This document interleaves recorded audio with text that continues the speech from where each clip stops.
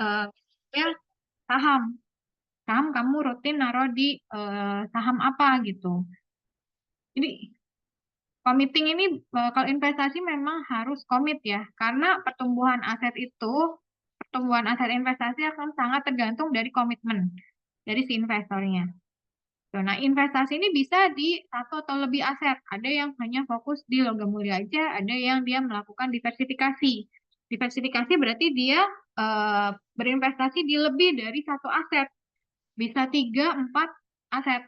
Nah, tujuan dari dia investasi di diversifikasi ini adalah untuk meminimalisir risiko. Jadi misalnya kamu punya aset obligasi, tapi obligasi itu kan tingkat returnnya rendah. Nah, kamu pengen dapat yang tingkat returnnya lebih tinggi, masuk ke reksadana saham, gitu. Kemudian kalau mau dapat return yang lebih tinggi lagi, masuk ke saham, gitu. Jadi, terus kalau misalnya kamu mau yang paling aman aja di mana? Di logam mulia. Jadi intinya adalah kamu melakukan diversifikasi untuk meminimalisir risiko, gitu.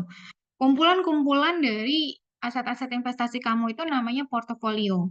Kalau isinya saham aja berarti portfolio saham gitu. Tapi kalau misalnya isinya macam-macam, nggak cuma saham, ada obligasi, ada reksadana, ada logam mulia, berarti namanya portfolio investasi gitu. Investasi ini usually the result of foregoing consumption. Oke, Abdur Rashid. Maaf Bu, saya tadi terkendala jaringan sudah hadir ya.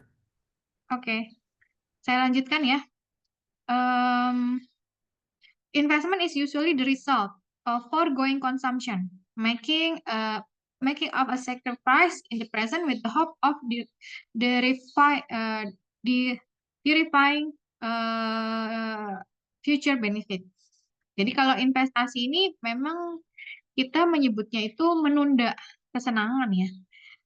Kita menunda sesuatu yang bisa kita beli sekarang agar kita bisa mendapatkan manfaat di masa depan gitu. Jadi making sacrifice of current consumption. Jadi yang dikorbankan adalah konsumsi di masa sekarang karena kita pengen dapat wealth wealth itu kesejahteraan di masa depan. Emphasize on holding financial assets and marketable securities. Nah, kalau di mata kuliah ini kita lebih fokus ke financial assets dan marketable securities ya. Kita nggak fokus ke logam mulia atau properti, enggak. Jadi di mata kuliah ini kita lebih fokus ke investasi di financial asset.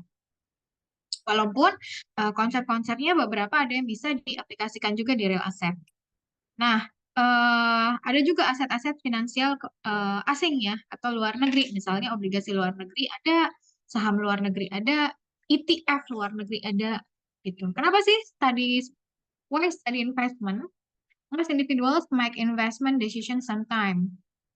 Eh, karena kita sebagian besar pasti akan membuat keputusan mengenai investasi ini. Mungkin sekarang kalian belum memikirkan tentang investasi, tapi di masa depan ketika kalian sudah punya penghasilan, kalian pasti berpikir, kalian pasti akan berencana untuk mengalokasikan sebagian dari pendapatan kalian untuk investasi gitu. Tidak hanya untuk konsumsi karena kalian punya keluarga yang harus dipikirkan, anak-anak yang harus sekolah gitu ya, kalian punya perencanaan pensiun, dan itu hanya bisa diwujudkan dengan investasi.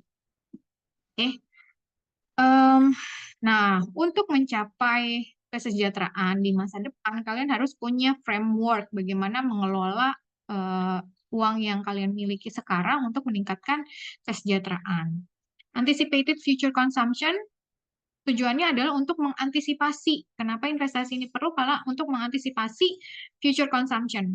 Jadi kalau future consumption itu sesuatu yang kita eh, agak sulit untuk diprediksi sehingga harus dipersiapkan. Apa misalnya future consumption kalau kita sakit? Oke, kalau kita sakit berarti yang harus kita lakukan apa? Kita harus punya asuransi kesehatan minimal swasta ya, jangan BPJS. Karena BPJS kan ya kamu mesti sekarat dulu gitu baru bisa dirawat di rumah sakit. Future consumption kalau kamu sudah berkeluarga apa? Misalnya dana pendidikan anak. Dana pendidikan anak ini kan sesuatu yang pasti akan kamu keluarkan, walaupun belum tentu kamu keluarkan sekarang, tapi ketika kamu sudah berkeluarga dan punya anak adalah sesuatu yang pasti kamu keluarkan ini untuk dana pendidikan dan nilainya besar. Inflasi pendidikan ini termasuk inflasi yang tinggi ya, selain inflasi kesehatan. Sehingga kamu harus mempersiapkan itu gitu. Kan kita nggak pengen ya keturunan kita eh, apa mendapatkan akses pendidikan yang minim. Oke, apa aja nih? Apa aja sih part career field dari seorang yang mengambil mata kuliah manajemen investasi, belajar mengenai investasi. Nanti kalian yang ini konsentrasi keuangan semua kan ya? Berarti lulusannya menjadi seorang manajer keuangan, profil lulusannya. Berarti manajer keuangan bidang apa? Bidang security analyst atau portfolio manager atau registered representative, certified financial planner, chartered financial analyst. Oke, keputusan investasi. Ada keputusan investasi ini adalah seputar apa yang kamu pilih gitu. Apakah kamu lebih memilih return yang tinggi atau risiko? Karena return dan risiko ini sesuatu yang saling berkaitan. Ketika kamu mengharapkan return yang tinggi, maka pada return yang tinggi itu juga akan melekat risiko yang tinggi pula gitu.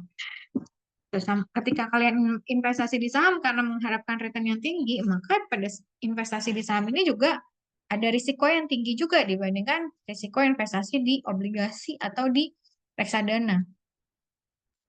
Oke, kemudian kalau kita ngomongin return ini ada dua jenis, ada expected, ada realized. Kalau expected ini adalah yang diharapkan. Jadi ini belum terjadi nih, ini yang kita harapkan. Tapi realized return itu yang memang sudah terjadi, berarti sudah dieksekusi, sudah terjadi, sudah terrealize lah, ter apa ter eh, terrealisasi. Jadi ada expected yang diharapkan dan ada yang realize. Realize ini kalau expected ini bisa jadi expectednya positif, tapi realize-nya negatif gitu. Realize berarti memang sudah terrealisasi. Dan expected return is not usually same as realized return. Makanya tadi saya bilang, kalau ekspektasinya positif belum tentu realisasinya positif juga, bisa jadi negatif. Risiko. The possibility that the realized return will be different than the expected return. Risiko itu adalah ketika ini kemungkinan ya, risiko ini bisa terjadi bisa enggak. Jadi ada probability-nya kalau risiko bisa terjadi bisa enggak.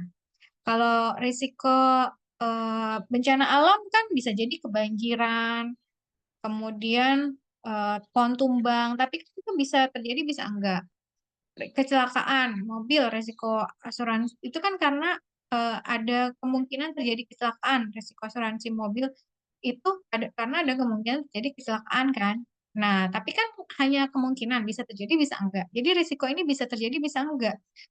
Artinya ada probabilitas di situ. Nah, risiko itu ketika yang di-realize atau yang terrealisasi itu beda dengan yang kita harapkan. Yang kita harapkan misalnya tadi positif, ternyata realisasinya negatif. Nah, itu resiko gitu. Gap antara yang kita inginkan dengan yang terrealisasi, kalau misalnya berbeda antara yang kita harapkan dengan yang terrealisasi itu risiko. Nah, ini trade-off between expected return and risk.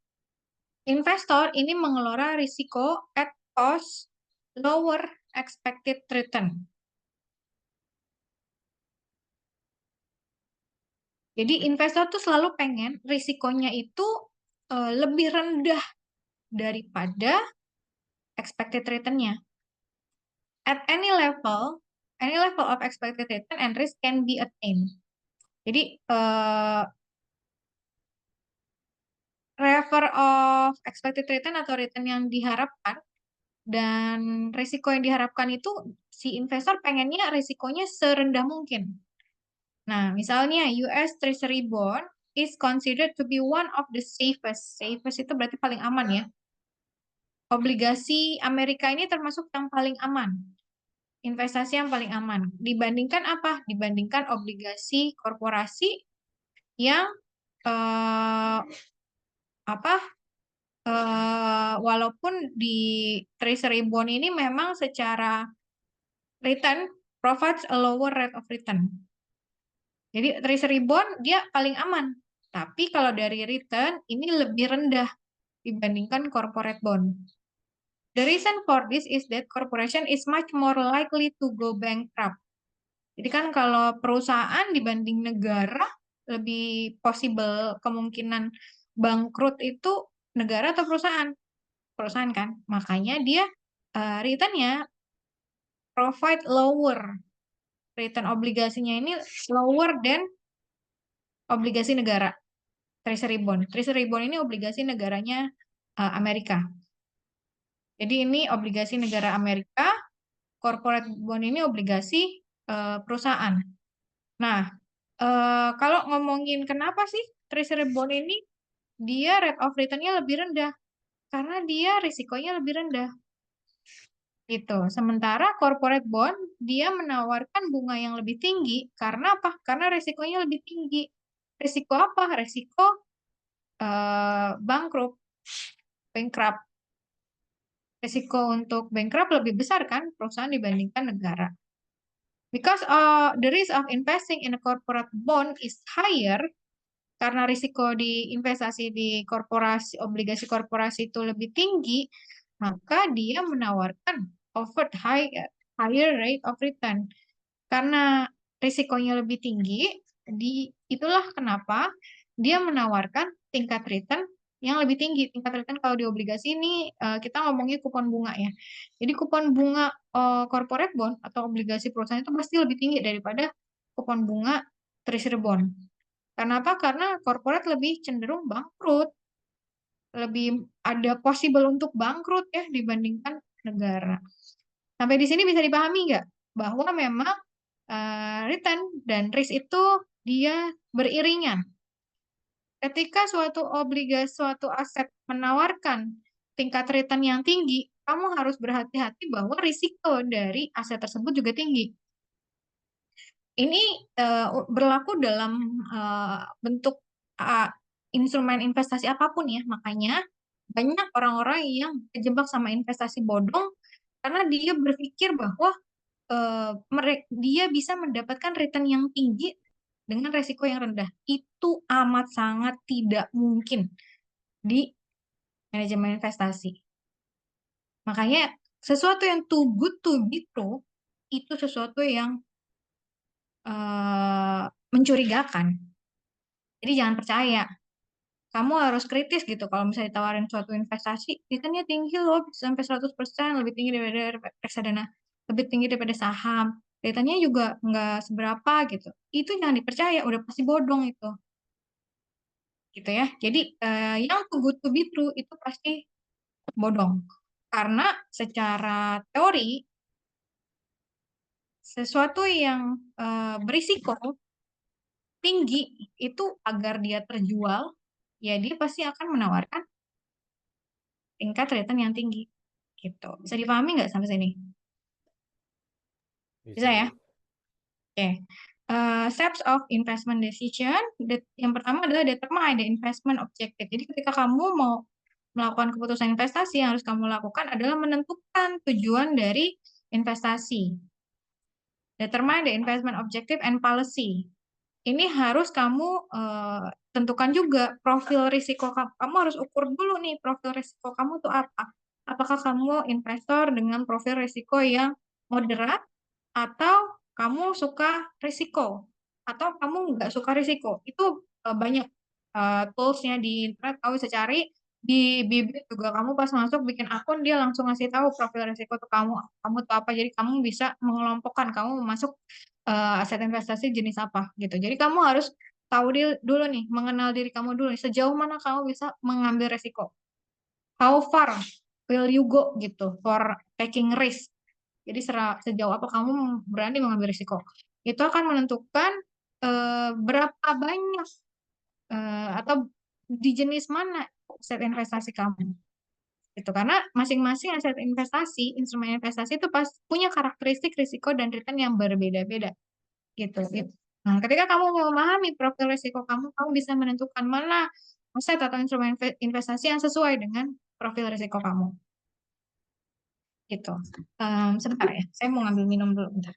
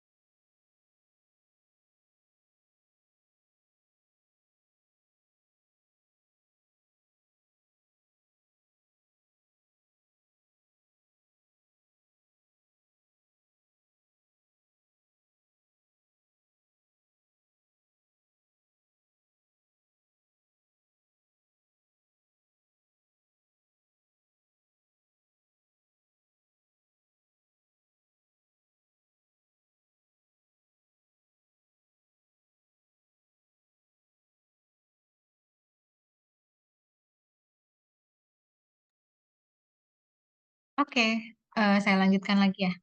Jadi tadi steps in investment decision yang pertama kamu harus mencari tahu dulu nih profil risiko kamu.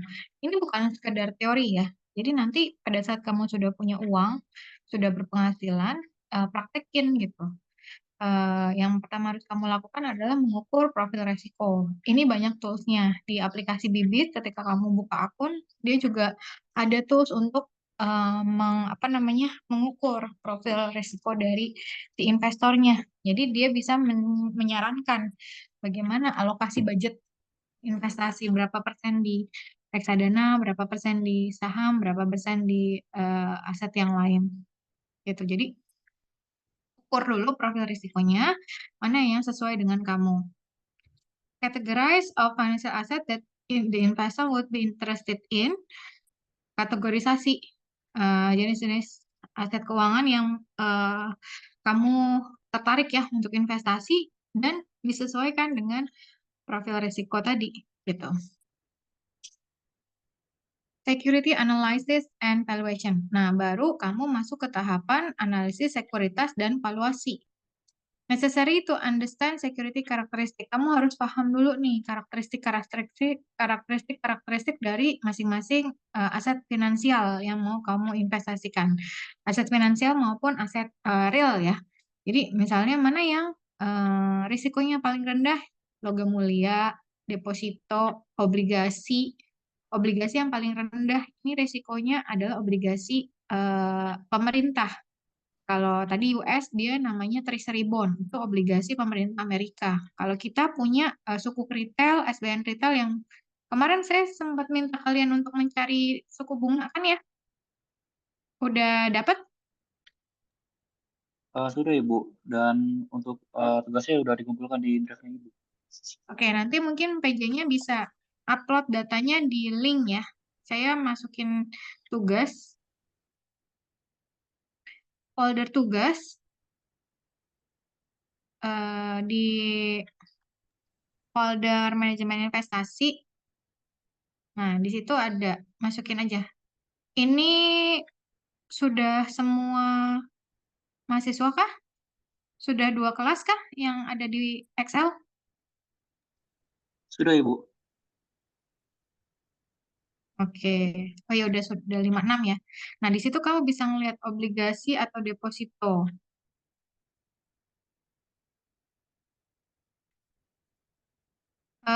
Ini baru deposito ya.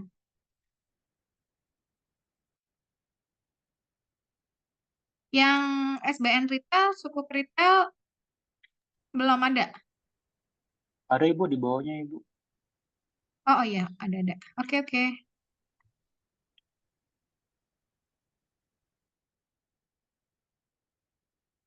Nah, ini bisa nih kamu pakai. Kamu kasih tahu ibu kamu lah atau orang tua kamu. Nih Bu, kalau mau investasi biar uang yang nggak ngendep di tabungan doang, yang justru nilainya makin turun karena tergerus inflasi, apalagi kita sedang menghadapi sesuatu yang sangat tidak stabil ya saat ini ya perekonomian, pergantian Menteri Keuangan yang ternyata kemarin direspon negatif oleh pasar, banyak penurunan IHSG, em, apa inflasi itu bisa jadi akan naik atau lebih tinggi gitu dibanding periode pada saat Ibu Sri Mulyani. Ini kan sangat bergantung dengan kepercayaan market juga ya. Nah, pilihan investasi yang paling aman adalah di deposito atau di sukuk.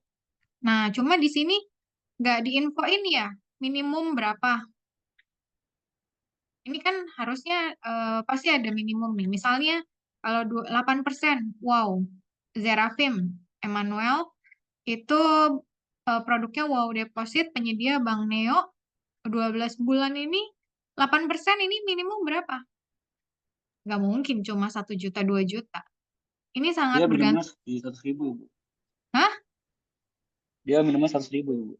Bank Neo, 8%? Ya Ibu. Dia emang yang paling tinggi di antara bank digital yang lain Ibu. Oke. Bang Neo em, ini gini ya. Jadi kadang oke nih tinggi 8%, tapi kamu juga harus berhati-hati dengan kesehatan banknya. Jadi biasanya coba kamu perhatiin bank-bank bank-bank yang buku besar, bank-bank BUMN, mereka kan cenderung lebih stabil ya karena itu milik negara ya, BUMN, Badan Usaha Milik Negara. Mereka menawarkan tingkat bunga yang lebih kecil. Nih misalnya kayak Fatan, Bank Mandiri, dia Mandiri Deposito Rupiah itu cuma 2,25. BCA 2,25. Bank-bank besar, bank-bank yang bagus ya, karena mereka tahu tingkat risiko mereka rendah. Mereka nggak mungkin bangkrut. Kecil kemungkinan mereka bangkrut. Sehingga tingkat return yang mereka tawarkan juga rendah.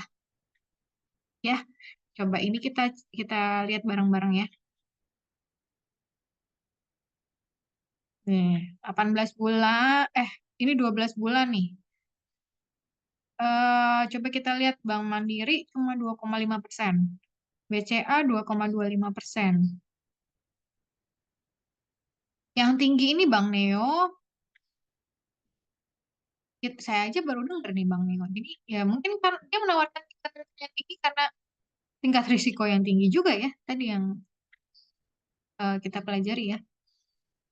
Kalau bank-bank besar itu mereka karena mereka tahu posisi keuangannya sehat, mereka nggak apa menawarkan tingkat bunga yang tinggi.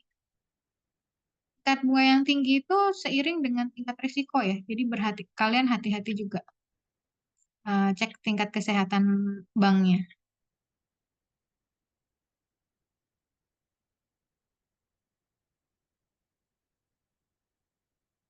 Sebentar ya, ada tamu.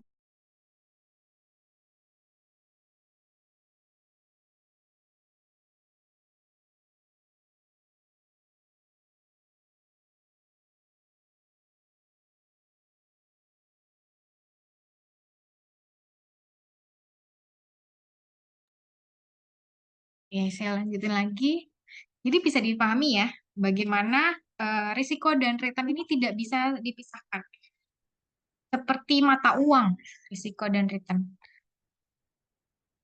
Jadi ketika ada seseorang atau eh, nanti kamu orang tua atau kamu ditawarin investasi yang dia menawarkan return yang tinggi, kamu harus berhati-hati gitu. Karena tingkat return yang tinggi pasti seiring dengan tingkat risiko yang tinggi juga. Itu yang tidak difahami oleh masyarakat secara umum yang tergiur dengan tingkat return yang tinggi gitu. Padahal dengan tingkat return yang tinggi itu risikonya juga pasti tinggi gitu. Makanya banyak yang terjebak investasi bodong. Oke, good ya. Em, Nanti mungkin bisa ditambahin ini ya, minimum investasinya. Jadi masing-masing berapa minimum investasinya? Apakah minimum investasi biasanya ada deposito yang jenisnya dia tuh deposito khusus ya, deposito Merdeka. Kalau di Bank Bukopin dia minimum 25 juta. Dan tingkat bunganya lebih tinggi daripada deposito reguler biasa. Jadi ini nanti dilengkapi dengan apa minimum depositnya, termasuk yang obligasi nih. Obligasi ini 12 bulan, kayaknya bisa ditambahin nih yang 3 tahun, 5 tahun, 10 tahun.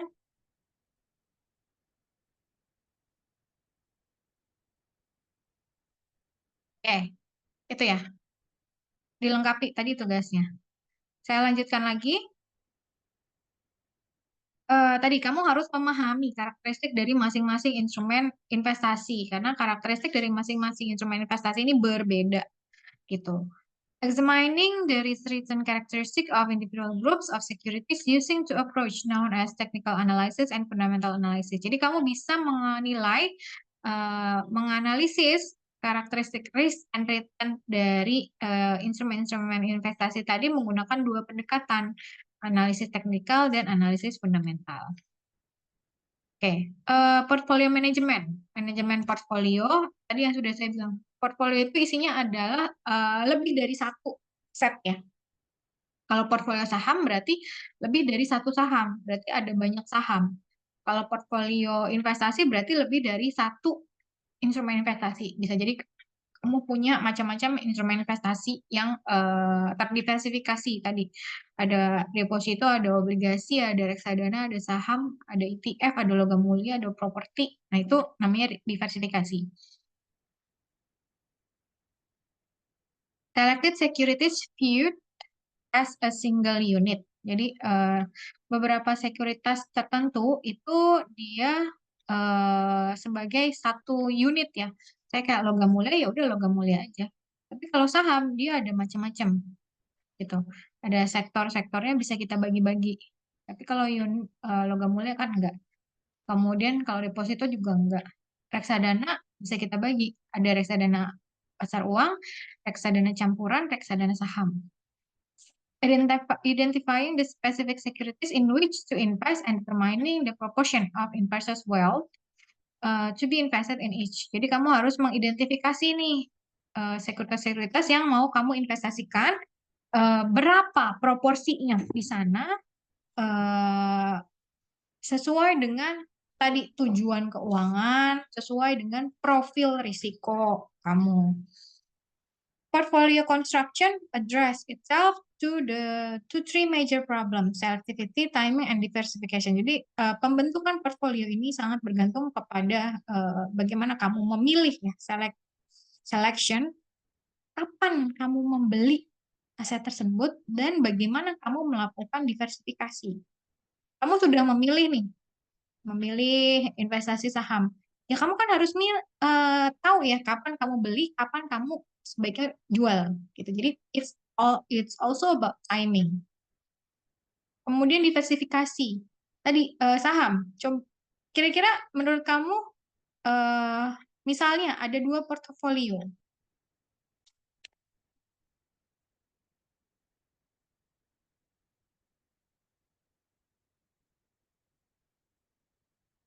Nah,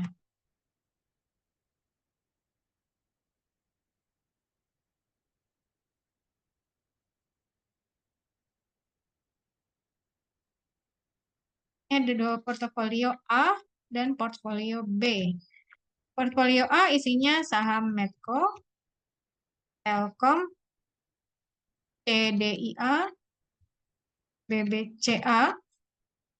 Nah, ini saham portofolio B isinya ada BBCA, BBRI, BBNI, BMRI. Kira-kira kalau menurut kamu secara kasat mata ya, ini mana yang paling kecil risikonya? Menurut saya mau jawab. Silahkan Ahmad Najmi. Kalau menurut saya dari kedua rangkaian portofolio ini, dari A dan B ini udah kelihatan banget. Dari yang A itu diversifikasinya itu sangat-sangat diversifikasi. Dia ada telekomunikasi pegang, ada dari medsos pegang, kemudian dari perbankan juga pegang. Berbanding terbalik dengan B, di mana dia sangat-sangat berfokus kepada satu sektor, yaitu perbankan di BBCA, BBNI, BBRI, dan juga BMRI. Menurut saya yang paling kecil resikonya itu dari portofolio yang A, di mana kita bisa langsung ambil contoh aja, kayak misalkan kalau seandainya kita hold hanya 4 perbankan, terus ada kejadian kayak kemarin gitu, atau something happen di ekonomi Indonesia, ya 4-4-nya perbankan ya seperti yang kita tahu pasti terkena dampaknya gitu. Contohnya seperti kayak kemarin pergantian menteri, sehingga portofolio kita udah pasti rungkat kalau seandainya kita cuma fokus ke dalam satu sektor perbankan. Sementara kalau seandainya kita ambil contoh dari yang portofolio yang di A, seperti contoh kayak misalnya ada kasus kemarin di mana menteri diganti dan kemudian IHSG langsung anjlok, ya setidaknya kita ada beberapa sektor-sektor yang kita pegang yang tidak terpengaruhi oleh sentimen tersebut gitu, Ibu. Iya, betul sekali. Ahmad Najmi ya. Ahmad Najmi ini kelasnya Winda bukan? Kan ya kayaknya. Mas ini kelas A, Bu. Kelas saya, Bu.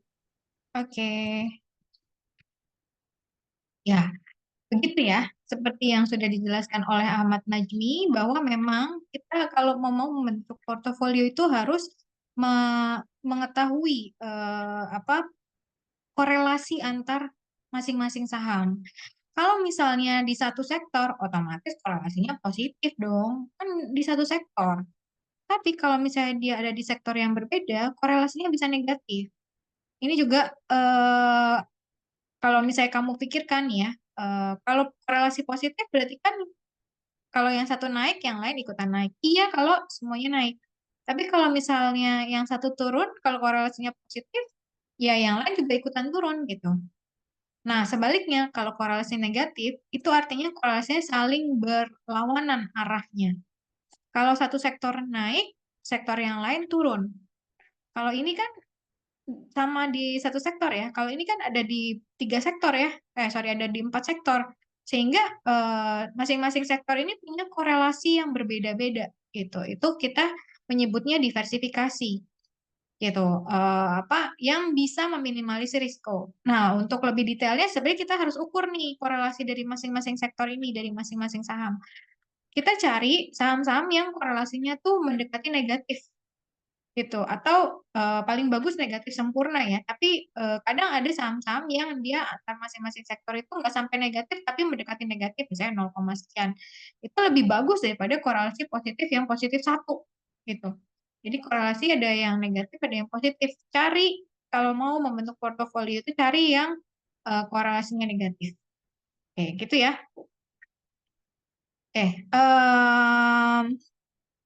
Timing diversifikasi.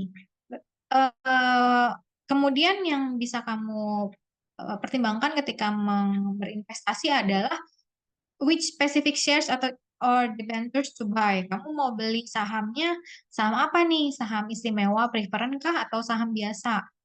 Gitu. When to buy, kapan mau beli? How then in a way the risk is reduced to a minimum for a given level of expected return. Gimana caranya biar kamu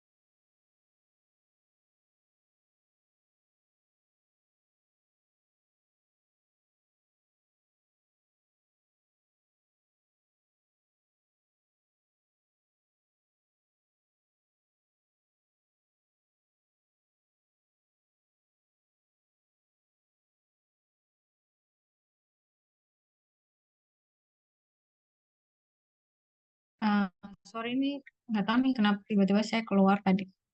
Saya lanjutin lagi. eh Tadi yang mempengaruhi pasti politik ya, kemudian legal, kemudian costnya apa aja, wage cost, upah buruh, kemudian ketersediaan raw material, ketersediaan infrastruktur transportasi. Nah, ini yang kan kalian kan mahasiswa ya, kalian harus menyadari bahwa Indonesia itu secara infrastruktur transportasinya sudah sangat maju. Dibandingkan Malaysia, kita udah punya kereta cepat ya. Walaupun itu tadi, ya setiap kali itu, setiap kebijakan itu tidak ada yang pasti akan menyenangkan semua pihak. Mungkin kepemimpinan sebelumnya itu memang menghasilkan banyak sekali pembangunan infrastruktur. Dan itu sangat menopang bursa. Indeks kita relatif naik terus ya. Bursa pemain pasar itu sentimennya positif gitu ya. Maksudnya terhadap pertumbuhan pembangunan di Indonesia. Ya, tapi memang dari pertumbuhan pembangunan itu pasti ada biayanya. Biayanya apa? Biayanya adalah utang luar negeri yang memang meningkat drastis. Kemudian utang luar negeri yang meningkat itu akhirnya dibebankan kepada rakyat. Oke, dari situ kita bisa, saya tidak memihak ya kepada siapapun, tapi kita ketika melihat sesuatu itu jangan hanya dari satu kacamata aja. Jadi harus melihat itu secara helikopter view. Ini yang kadang tidak bisa dipahami oleh masyarakat Indonesia. Yang mungkin efek kebanyakan micin atau kebanyakan scroll TikTok atau mungkin nutrisinya kurang ya. Mungkin waktu sekolah kebanyakan jajan-jajan yang nggak benar, jadi otaknya tuh nggak bisa berpikir dengan baik gitu. Eh, Merusak transport publik lah, itu kan memberikan sentimen yang negatif ya di mata investor. Gitu. Transportasi yang udah dibangun bagus-bagus dirusak. Nah, itu kemarin ada yang sampai naik ke atas kereta, terus maksudnya apa, mau ngebakar kereta. Orang-orang yang anarkis kayak gitu ya, yang membuat makar untuk masuk penjara aja, dan seumur hidup aja sekalian biar nggak ngerusak yang kita bangun. Tapi itu saya nggak habis pikir ya. Jadi padahal dengan perekonomian yang stabil, maksudnya politik yang stabil, kemudian apa namanya public transport yang sudah maju ya, itu masih aja nggak bisa diterima gitu. Ya mungkin memang ada kesenjangan yang dirasakan oleh masyarakat Indonesia yang itu akhirnya memicu sakit hati dan lain sebagainya, dan itu ya itu tugas pemerintah juga untuk memperpendek ya kesenjangan. Cara kesenjangan sosial itu, kesenjangan ekonomi itu diperkecil. Ya, cuma kadang-kadang masyarakat Indonesia sendiri juga udah dikasih bantuan malah dipakai buat judol. Dikasih bantuan harusnya dia kan pakai buat usaha ya. Tapi enggak, ini banyak akun-akun yang eh, akun penerima bansos yang ternyata terdaftar di judol. Kamu dikasih bantuan buat judi. Habis pikir ya sama orang-orang Indonesia tuh suka yang praktis-praktis, itu yang bikin kenapa kita nggak maju-maju. Oke, saya lanjutin lagi. Kalau mikirin tuh kadang kan pemerintahnya aja yang salah, tapi rakyatnya juga blow on. Itu yang bikin kesel.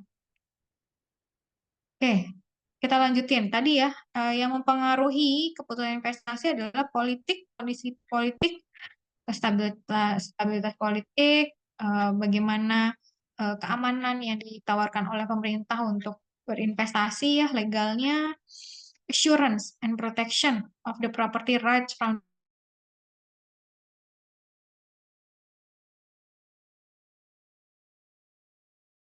aset-aset. Jadi kita nggak cuma ngomongin finansial tapi juga real aset.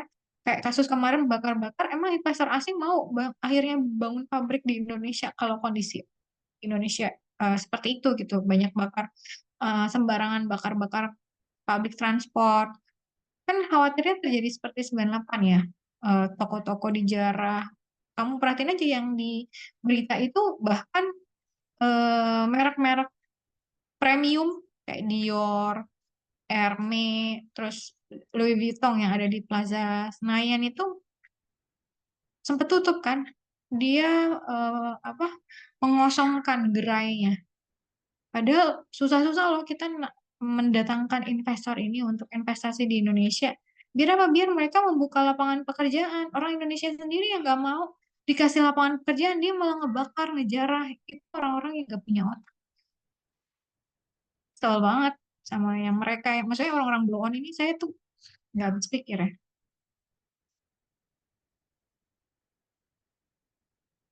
Oke, factors affecting the process. Apa aja yang mempengaruhi proses investasi di aset keuangan? Uncertainty in ex post return dominate decision process. Ada unsur ketidakpastian. Future unknown must be estimated. Oleh karena itu kita harus paling tidak bisa mengestimasi gitu, mengestimasi apa yang mungkin terjadi di masa yang akan datang. Foreign financial asset opportunity to enhance return or reduce risk. Kalau misalnya kamu mau lebih meminimalisir lagi tadi risikonya, tadi kan saya bilang untuk meminimalisir risiko kamu membentuk portfolio yang terdiversifikasi dengan baik.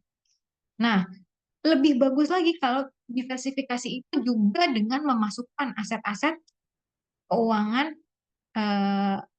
asing atau luar negeri. Misalnya di portfolio kamu, kamu beli juga saham AS, kamu beli juga ETF AS, kamu beli juga misalnya surat obligasi atau utang luar negeri AS gitu ya, beli retailnya AS gitu. Nah itu lebih advance lagi proses diversifikasinya. Karena diversifikasi ini meminimalisir risiko kan tadi saya bilang. Apalagi kalau politik luar negerinya lebih stabil, ekonomi luar negerinya lebih stabil gitu. Jadi salah satu pilihannya adalah juga berinvestasi di aset luar negeri. Oke, sekarang kita masuk ke jenis-jenis investor. Investor ini ada dua, ada investor luar negeri, sorry sebentar.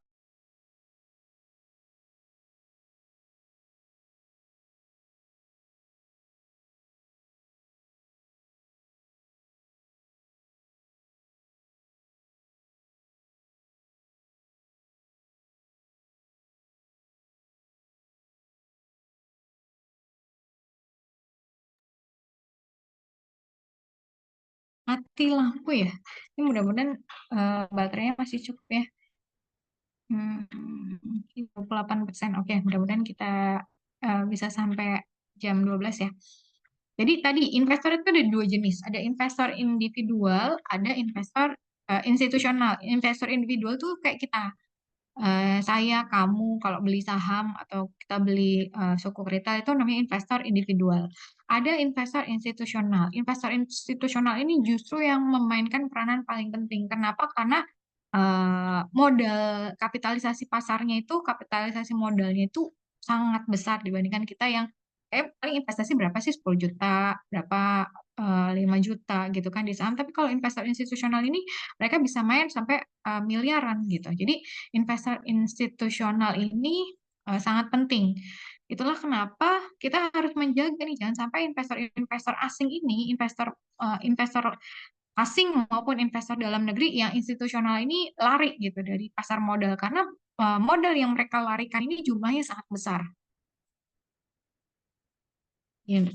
Ini institutional investor are entities that pull together funds on behalf of others and invest those funds in variety of different financial instruments. They are dominant market player. Jadi investor institusional ini dominant market player karena modal yang diinvestasikan tadi besar dan mereka itu sebenarnya on behalf ya, mereka mewakili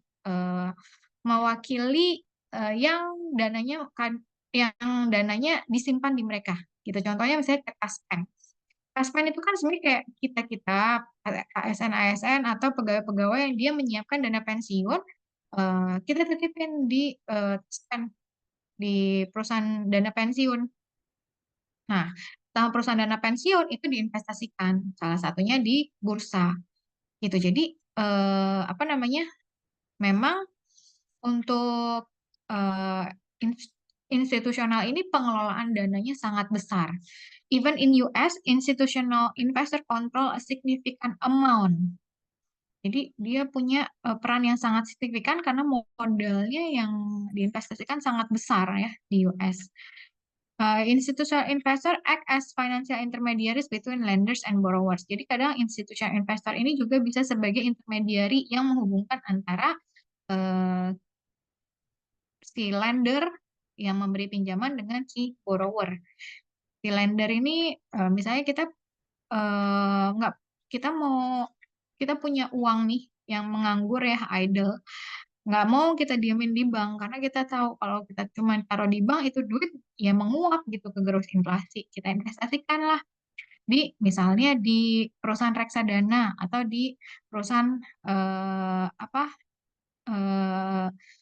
dana pensiun tadi untuk persiapan dana pensiun. Nah, sama perusahaan dana pensiun diinvestasikan lagi ke pasar modal gitu. Nah, di pasar modal itu kan saham yang dibeli itu kan bisa menambah dana ya untuk perusahaan. Si perusahaan ini sebagai pihak yang meminjamkan dana, meminjam dana di pasar modal yang meminjamkan dana kita dengan kita membeli sahamnya. Institutional investor make market more efficient as they detect early enough information. Investor institusional karena dia paham nih ya, karena dia dana yang diinvestasikan sangat besar, otomatis dia kan sangat rigid. Dia sangat mencari tahu bagaimana kondisi pasar, bagaimana kondisi si market, bagaimana kondisi saham itu sendiri, industrinya, perusahaannya itu sendiri. Jadi dia itu melakukan riset gitu untuk menilai saham-saham yang dia investasikan. Sehingga kita bisa melihat apa yang terjadi di pasar dengan perilaku investor institusional ini. Karena mereka, investor institusional ini detect early information. Yang kita belum tahu, investor retail belum tahu, bisa jadi investor institusional udah tahu duluan. Mereka bisa melakukan riset so they can detect early gitu, and get more information compared to us. Disclosure is important.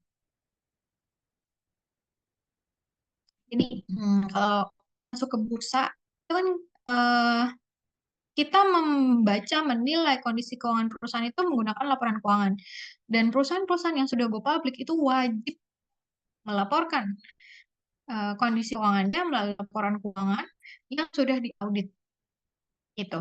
Jadi laporan keuangan yang di-upload atau disubmit ke bursa itu adalah laporan keuangan yang sudah valid, data-datanya tidak ada yang dimanipulasi, data-datanya lengkap, complete, accurate, and fair. Gitu.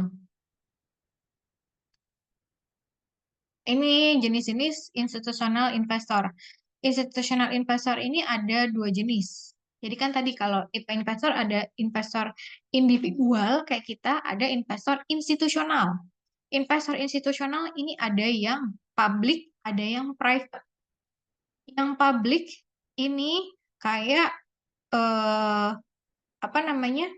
pension funds, perusahaan dana pensiun, taspen, insurance companies. Insurance companies itu institutional investor. Kalau kita naruh duit di bayar premi ke perusahaan asuransi, pas kita sakit, kita ngeklaim ke perusahaan asuransi, mereka dapat duit dari mana? Dari duit yang kita simpan ke mereka dalam bentuk premi sama mereka dikelola sama si perusahaan asuransi ini. Gitu. Makanya bahkan produk asuransi itu ada yang menempel antara asuransi dengan investasi, namanya unit link. Gitu. Artinya uang premi yang dibayar oleh kita itu tidak diendapkan oleh perusahaan asuransi, tapi dikelola gitu, diinvestasikan di aset-aset yang memberikan return sehingga ketika ada klaim mereka bisa membayar klaim kita gitu. Nah, ini adalah tipe-tipe institutional investor. Ada pensiun fund ya, perusahaan dana pensiun, perusahaan asuransi, saving institution ini perbankan ya, closed and open end investment companies, perusahaan reksadana, atau yayasan. Yayasan ini juga institutional investor ya. Yayasan misalnya kayak yayasan yang besar itu yang punya anaknya AHY, mantunya AHY, Tunggabuana ya. Itu kan yayasan walaupun non profit tapi mereka dapat dana ya untuk biaya operasional activitiesnya Kalau dananya tidak digunakan, pasti diinvestasikan.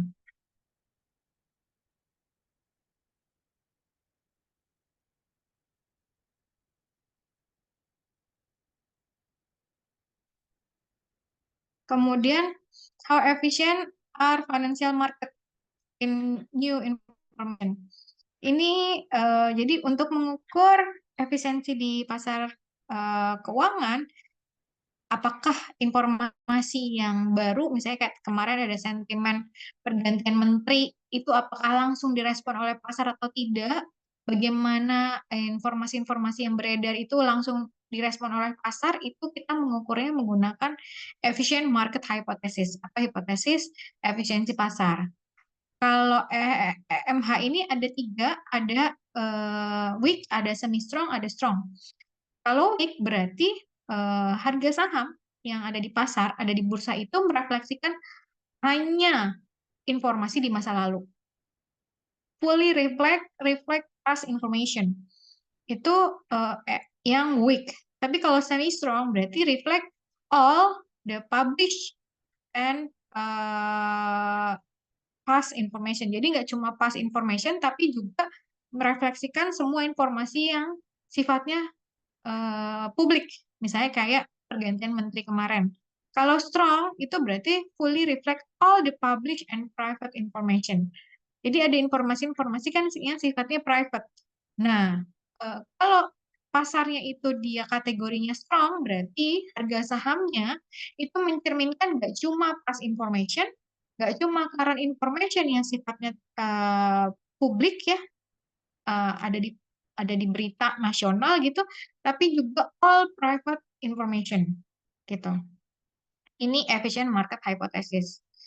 The rise of the internet revolution, the flow of investment information. Jadi kan dengan adanya internet ini memang terjadi revolusi besar-besaran ya mengenai aktivitas investasi, keputusan investasi ini kita menjadi lebih efisien karena kita bisa mengakses informasi-informasi dengan lebih banyak tadi ya dibandingkan yang sebelumnya gitu karena eh, internet menyediakan informasi tersebut gitu. Bahkan kadang disediakan pula informasi yang sifatnya private gitu.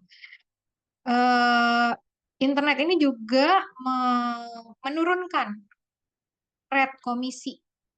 Jadi lower rate commission rates for individual investor. Jadi individual investor dia rate komisinya jadi lebih rendah dengan adanya internet. Oke, ini non marketable financial asset. Contohnya ini maksudnya aset keuangan yang tidak diperjualbelikan di bursa ya. Misalnya tabungan ya kan dijualbelikan itu kan tidak di bursa efek ya. Sertifikat deposito enggak, money market account itu enggak. Itu non marketable financial asset. Biasanya kalau non marketable financial asset ini dimiliki oleh individual. Represent direct exchange of claims between issuer and investor. Jadi merepresentasikan perputaran yang langsung antara si investor dan si penerbit aset tersebut. Usually safe investment. Nah, non-marketable financial asset ini kita buat investor-investor yang dia sukanya memang nggak suka resiko sama sekali. Karena ini apa? Kategorinya safe investment, which are easy to convert to cash without loss of value.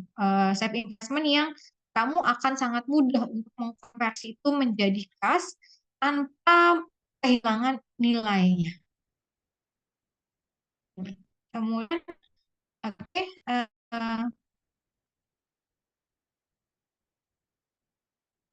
money market security, sekuritas pasar uang. Jadi, ada pasar uang, ada pasar modal ya. Ada dua jenis pasar ya. Kalau di keuangan ada pasar uang, ada pasar modal. Kalau pasar uang, baterai saya udah habis nih. Hmm.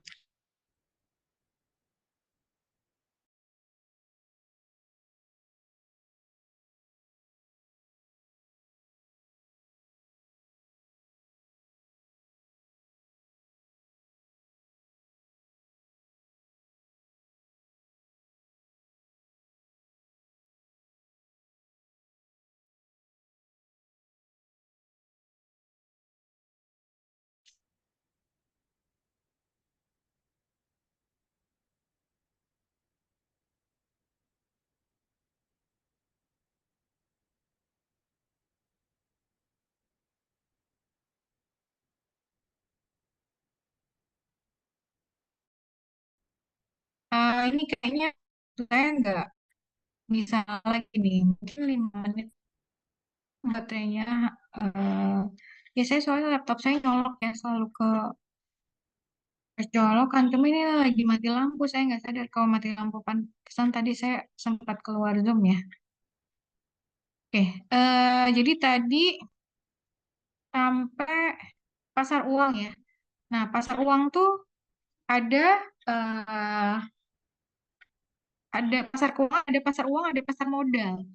Pasar uang ini contohnya adalah di yang perdagangkan mutual fund.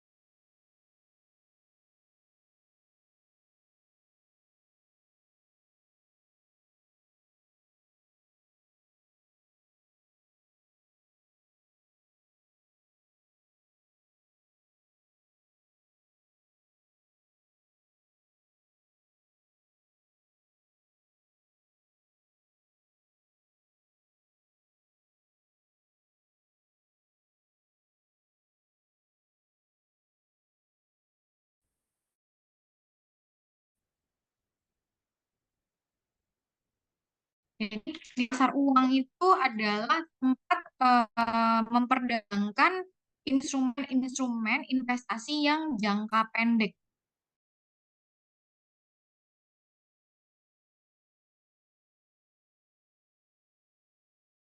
Ya, gitu. Kalau misalnya di pasar uang ini biasanya ada jatuh temponya nih instrumen investasinya. Misalnya apa tadi? T-bills atau Treasury bills ini kan surat utang Amerika ya. Kemudian mutual fund ini reksadana, tapi yang money market ya, reksadana yang pasar uang.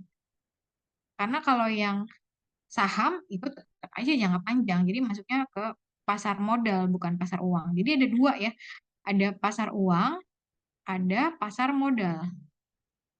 Ini pasar keuangan. Ada pasar uang sama pasar modal. Nah, kalau pasar uang dia jangka waktunya lebih pendek nih, short term, less than 1 year. Kemudian dia lebih liquid kalau money market dan lebih rendah resikonya cenderung. Biasanya kalau di money market ini adalah instrumen-instrumen investasi atau surat utang yang diterbitkan oleh pemerintah. Saya kayak Sukuk, SBN Retail, Sukuk retail itu kan rata-rata 1 tahun, 2 tahun, 3 tahun. Jadi intinya dia kurang dari 5 tahun ya. Di sini mungkin dia pakai angka 1 tahun karena di Amerika. Kalau di Indonesia itu ya kurang dari 3 tahun lah ya. Sementara kalau di pasar modal itu dia lebih dari 5 tahun.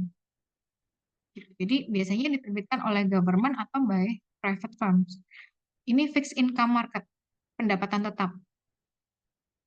Eh, Kalau di money market, ini claims are negotiable or sellable in the marketplace. Klaimnya ini bisa diperjualbelikan eh, di bursanya, di pasar uangnya. Oke, ini pasar uang. Jadi jangka waktunya lebih pendek, lebih liquid, risikonya cenderung lebih rendah. Biasanya untuk aset-aset kayak reksadana pasar uang, kemudian T-bills ya, T-bills tapi yang short term ya. Karena ada juga yang obligasi yang jangka panjang, yang 10 tahun itu nggak masuk pasar uang.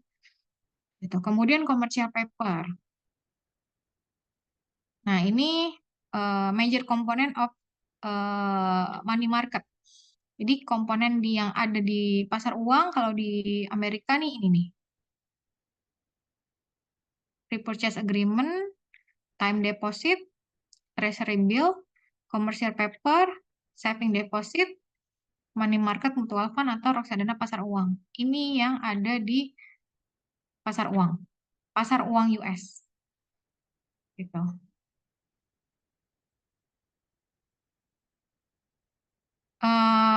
Kemudian kok treasury bill masuk ke money market, Bu? Yang masuk ke money market itu yang short term ya.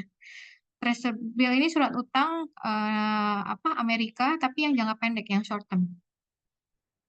Kemudian certificate of deposit atau deposito yang diterbitkan oleh bank, commercial paper ini yang jangka pendek juga, unsecured debt of a company. Kalau commercial paper itu berarti utang yang diterbitkan oleh perusahaan ya, tapi tidak ada jaminannya, unsecured debt. Jadi kalau jangka panjang biasanya perusahaan menjaminkan asetnya. Asetnya apa? Tanah, bangunan, aset-aset yang dimiliki oleh perusahaan. Nah, itu nggak masuk di money market. Itu masuknya di capital market. Karena dia ada, apa namanya, ada penjaminnya. Makanya namanya secured debt. Kalau unsecured debt berarti utangnya itu tidak secure. Kalau tidak secure itu berarti tidak ada kolateralnya atau tidak ada jaminannya.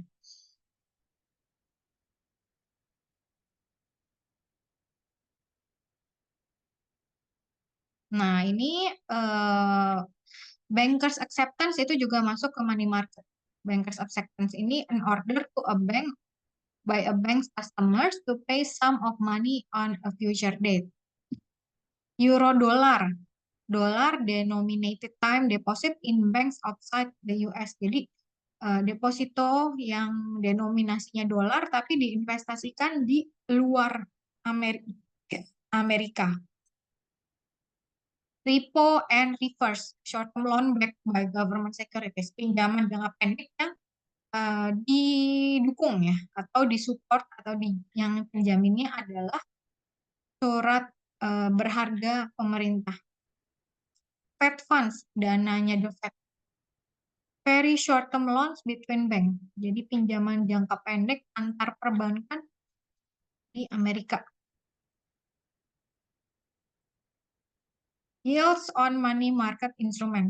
Except for treasury bill, money market securities are not free of default risk. Jadi tadi money market itu relatively risikonya lebih rendah. Tapi bukan berarti tidak ada sama sekali. Tapi jauh lebih rendah dibandingkan risiko aset-aset instrumen di pasar modal. Kalau di bursa pasar uang, dia tetap ada risikonya, tapi lebih rendah.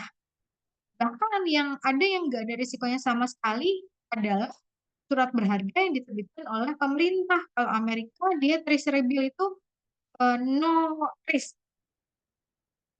Di sini dia bilang, except for treasury bills, money market securities are not free or default risk. Berarti treasury bills ini free risk kan, tidak ada risikonya sama sekali. Kalau di Indonesia ada SBN Retail, Sukuk Retail, itu free risk karena ya itu obligasinya Indonesia yang nerbitin Kemenkyu gitu, yang ya udah dijamin sama negara kan pasti aman, gak ada risiko sama sekali gitu. Both the premium on bank CDs and the debt spread have often become greater during period of financial asset.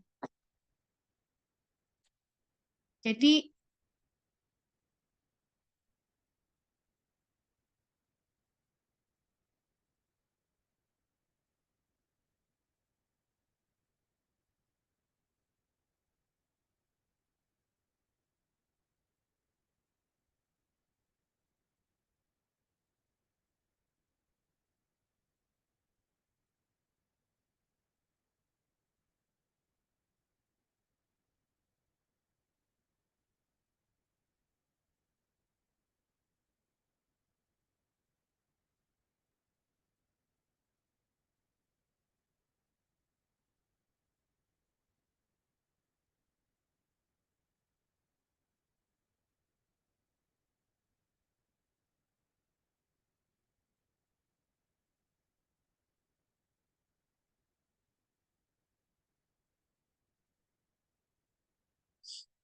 saya lanjutkan ya.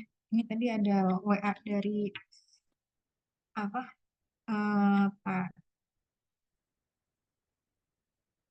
Edo. Oke, saya lanjutkan. Jadi both the premium on bank CDs and the debt spread have often become greater during periods of financial crisis. Ini certificate of deposit, deposito, surat berharga deposito yang diterbitkan oleh bank itu biasanya mereka punya tingkat bunga yang lebih tinggi di masa-masa krisis keuangan. During the credit crisis of 2008, the federal government offered insurance to money market mutual funds after some funds experienced loss. Jadi pas 2008 ini ada krisis di Amerika namanya subprime mortgage. Kamu tonton filmnya The Big Short, itu menggambarkan krisis yang terjadi di Amerika pada tahun 2008. Kamu bisa pelajari di situ ada instrumen investasi apa yang dijual sehingga bisa menyebabkan krisis yang parah ya pada tahun 2008 ini di Amerika. The federal government offered insurance. Pemerintah memberikan jaminan kepada reksadana yang ada di pasar uang, money market mutual fund, reksadana pasar uang, after some funds experience loss. Setelah beberapa reksadana itu mengalami kerugian. Coba tonton, ada reksadana ini perusahaan sekuritas ya. Perusahaan yang perusahaan investasi, manajer investasi yang mengelola dana investor-investor kayak kita, itu dia mengalami kerugian yang sangat besar nih waktu 2008. Nah, tugas kalian minggu depan selain menambahkan informasi mengenai nominal, tadi adalah nonton The Big Short tahun 2008. The Big Short tentang krisis subprime mortgage di tahun 2008. Nah, selain ke pasar keuangan, selain ada pasar uang, juga ada capital market securities atau pasar modal. Kalau pasar modal, dia jangka waktunya lebih lama. Ya, dibandingkan pasar uang, tadi yang less than 1 up to 3 year. Kalau capital market ini more than 5 year. Marketable debt with maturity greater than 1 year and ownership shares. Dia lebih lama ya maturity-nya, kemudian ada kepemilikannya yang bisa dibagi gitu. Kalau deposito kan saya nggak bisa menjual kepemilikan saya ke kalian gitu kan. Kalau SBN retail kan nggak bisa saya jual kepemilikan saya ke kalian, misalnya saya jual lagi ke penerbitnya, obligasi pemerintah gitu. Tapi kalau di capital market, semua instrumen yang ada di capital market itu bisa sama-sama diperdagangkan ke sesama investor kayak saham. Itu kan dia kita berdagangnya di bursa, tapi yang jual sebenarnya investor juga gitu, yang beli investor juga gitu. Jadi ada ownership shares di situ. Kalau di capital market. Kemudian kalau di capital market ini lebih berisiko daripada di money market. Nah, apa di capital market ini ada juga fixed income securities, ada juga obligasi, tapi yang jangka waktunya lebih panjang, yang 5 tahun, 10 tahun, obligasinya itu masuk di capital market. Jadi obligasi ada yang masuk di pasar uang, ada juga yang masuk di pasar modal ya. Yang di pasar uang ya yang jangka waktunya pendek, kayak yang kamu rekap datanya. Tapi kalau apa yang jangka waktunya lebih lama obligasinya, dia itu masuk ke pasar modal. Nah, biasanya yang masuk ke pasar modal ini dia eh, lebih nih, that's an amount of interest and principal payment known in advance. Jadi tanggal sama jumlah dari bunga dan pembayaran pokok itu diketahui di awal. Misalnya nih, fixed income security would be 5% fixed rate government bond. Jadi ada surat berharga pendapatan tetap. Ini dia ngasih tingkat bunga 5%. Fixed rate. Tingkat bunga pemerintahnya, dia ngikutin tingkat bunga pemerintah 5%. Di mana si investor misalnya naruh duit sebesar $1.000, dia akan dapat $50 selama berapa, nggak dikasih tahu ini jangka waktunya ya. Misalnya 10 tahun, berarti 50% selama $50 selama 10 tahun sampai maturity. Di mana nanti di akhir tahun ke-10 si investor baru akan dapat $1.000 yang diinvestasikan dapat kembali gitu. Jadi saya gini, saya beli nih obligasinya surat berharga Amerika, tapi yang jangka panjang. Saya belinya 1.000. Dia bilang tingkat bunganya 5%. 5% annually. Berarti 5% dikali 1.000 kan? Berarti 50. Berarti kalau misalnya jatuh tempo dari obligasinya 10 tahun, saya nerima 50-nya selama 10 tahun. Dari tahun pertama sampai tahun ke-10. Nah, namanya surat utang, kan yang dibayar nggak cuma bunga ya. Bunga sebesar $50 setiap tahun, tapi juga apa? Utang pokoknya lah.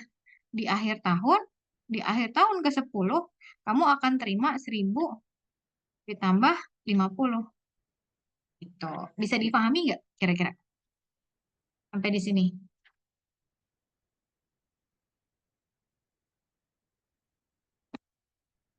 Belum ada pertanyaan ya? Oke, saya lanjutkan. Nah, tadi kita udah ngomongin ke pasar uang, sekarang tipe-tipe obligasi yang ada di pasar modal. Apa aja tipe obligasi yang ada di pasar modal? Ya, pasti yang maturity-nya atau jatuh temponya panjang. Federal Government Securities, contohnya T-bonds and T-notes yang bukan short term ya, tapi yang jangka panjang. Kemudian Federal Agency Securities, Government National Mortgage Association, Federally Sponsored Credit Agency Securities, Municipal Securities. Jadi Municipal Securities, jadi kalau di luar negeri di Amerika tuh mereka ada obligasi, nggak cuma diterbitkan oleh pemerintah pusat aja. Kalau di kita kan baru ada pemerintah pusat ya. Tapi kalau di Amerika mereka ada obligasi yang diterbitkan oleh pemerintah eh, negara bagian atau state-nya. Kan ada Virginia State, kemudian ada New York State, ada state-state ya. Kalau di Amerika itu kita ngomongnya negara bagian. Nah, masing-masing negara bagian itu bisa menerbitkan obligasinya sendiri-sendiri. Namanya municipal. Municipal bond ini kan, municipal securities ini adalah bond issued by a local government. Kalau di kita mungkin masing-masing provinsi menerbitkan surat utang, ya namanya obligasi municipal, local government bond gitu.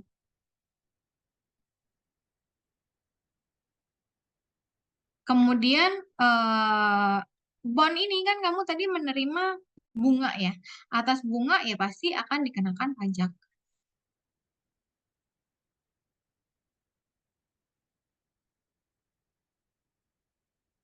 Capital market securities tadi ada corporate bond juga. Corporate bond ini berarti kalau sebelumnya ini diterbitkan oleh pemerintah pusat ya, oleh government, ada juga obligasi yang diterbitkan oleh korporasi. Biasanya jangka waktunya maturity-nya nih 20 sampai 40 tahun. Jadi pokoknya kalau di capital market, kalau pasar uang tadi kan less than 1 year, less than 2 year, less than 3 year lah. Kalau di capital market dia itu bisa sampai 40 tahun yang menerbitkan obligasinya si korporasi. Gitu. Usually unsecured debt maturing in 20 up to 40 years, paying semi-annual interest. Jadi dia bayarnya semi-annual nih. Semi-annual berarti dalam 1 tahun dia nerima kupon bunganya itu 2 kali. Misalnya tadi 50 ya, 50 per tahun. 50 dibagi 2, 25, 25.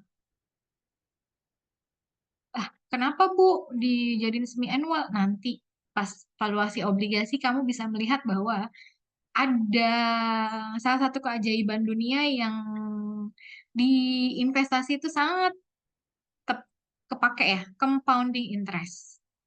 Kamu baik kalau semi-annual, kamu kalau ada pilihan menerima kupon bunga obligasi yang semi-annual sama annual, pilih yang semi-annual. Karena kalau semi-annual ini dia ada konsep compounding di situ. Sama juga kalau misalnya kamu naruh deposito. Saya kalau naruh deposito tuh pasti selalu arok ya. Jadi bunga depositonya itu nggak menambah rekening, tapi menambah nilai deposito. Kenapa? Misalnya deposito yang saya taruh sekarang 100 juta. Terus tingkat bunganya tadi 8%. 8% berarti sekitar 800 ribu ya. 800 ribu itu setahun. Nah, kalau misalnya saya taruh di tabungan, ya kan tingkat eh, nominal nominal utama depositonya tetap 100 juta. Tapi ketika 800 ribu itu ditaruh di deposito lagi atau ngegulung ke deposito awal, berarti kan untuk tahun kedua yang dibungakan bukan lagi 100 juta, tapi atas 100 juta 800 ribu. Ngerti nggak maksud saya? Jadi dia akan menambah nominal awal gitu. Jadi nanti tahun kedua bunganya jadi lebih besar lagi karena bunganya dibungakan atas eh, nominal deposito awal ditambah bunga deposito tahun pertama. Itu maksud dari majemuk ya, bunga majemuk atau compounding interest gitu. Jadi saya kalau naruh deposito selalu gitu. Tapi kalau di agama ya riba ya. Cuma kan kita lagi ngomongin bagaimana memaksimumkan prinsip-prinsip yang ada di keuangan ya untuk kesejahteraan kita gitu. Nah, ini saya cuma berbagi teori aja. Nanti prakteknya terserah kamu mau praktekin apa enggak. Kan ada yang bahkan nggak nyimpen di bank konvensional ya gitu. Jadi semi-annual interest ini lebih besar nanti nilainya dibandingkan kalau yang annual interest. Kemudian di capital market ini juga ada options. Options ini ada dua, ada callable, ada convertible. Callable ini berarti dia bisa dijual kembali gitu, atau dibeli kembali. Jadi callable, call itu kan dipanggil ya, bisa di apa namanya obligasi atau sahamnya itu bisa dijual atau dibeli gitu. Kalau convertible ini berarti bisa dikonversi. Misalnya kamu beli obligasi, nah pada periode tertentu obligasi itu bisa dikonversi jadi saham gitu. Nah, ini tergantung ke issuernya, ke si penerbitnya. Risk that issuer may default on payment. Nah, risiko yang si issuer atau si penerbit ini mungkin ada pada saat eh, pembayaran pembayaran karena jangka waktunya panjang ini ya.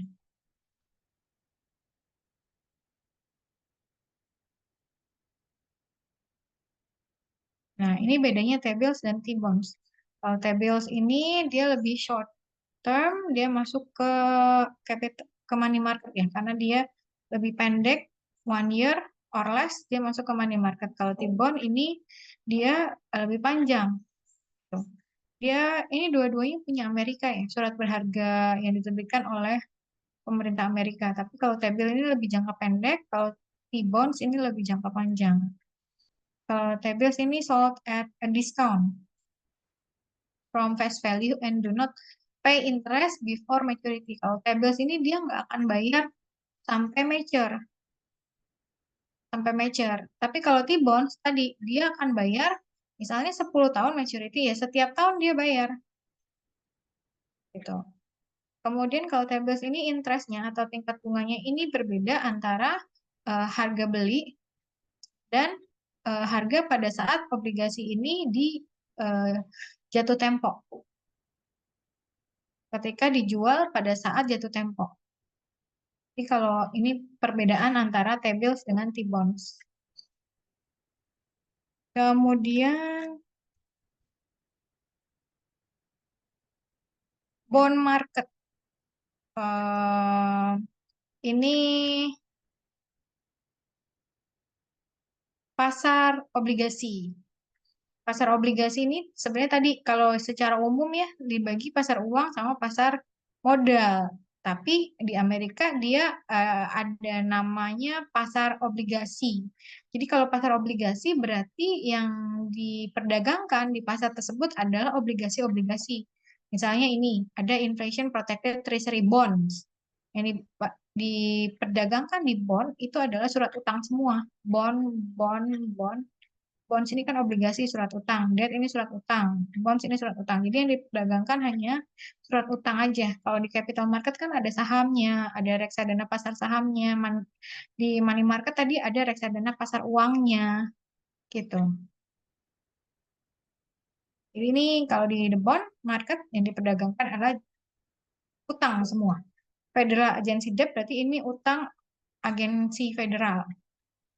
Inflation Protected Treasury Bond berarti obligasi surat berharga yang terproteksi dari inflasi. Jadi inflasi setinggi apapun dia terproteksi nih surat utangnya. International Bond berarti ini obligasi internasional. Municipal Bond tadi udah saya jelasin dia obligasi negara bagian. Nah ini ada yang backed by taxing power of issuer. Ada yang dia diberikan apa namanya karena yang menerbitkan adalah negara bagian, jadi kadang-kadang diberikan potongan pajak gitu di pajaknya biar menarik ya, dia lebih rendah dibandingkan pajak yang obligasi pemerintah pusat. Gitu. Kemudian municipal itu juga kadang-kadang berdasarkan project, misalnya kayak waktu itu Bandung ya pernah mau bikin obligasi pemerintah daerah nih, karena dia mau bikin bandara apa mau bikin apa gitu.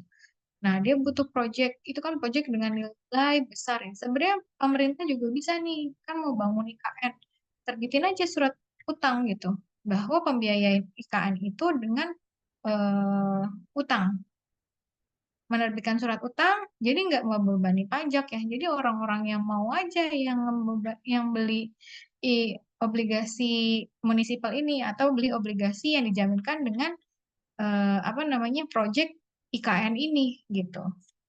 Kan sekarang uang negara kan habis ya buat banyak proyek-proyek mega, proyek-proyek yang super gitu kan. Ya kalau infrastruktur oke lah, cuma IKN ini kan beban juga ya. Sebenarnya pemerintah tuh bisa menerbitkan surat utang untuk pembangunan IKN ini. Jadi tidak membebani pajak, tapi dari utang. Kalau utang kan tergantung siapa yang mau beli surat utangnya kan. Kalau mau beli ya berarti dia udah sadar gitu bahwa uang yang dia investasikan itu untuk pembangunan IKN.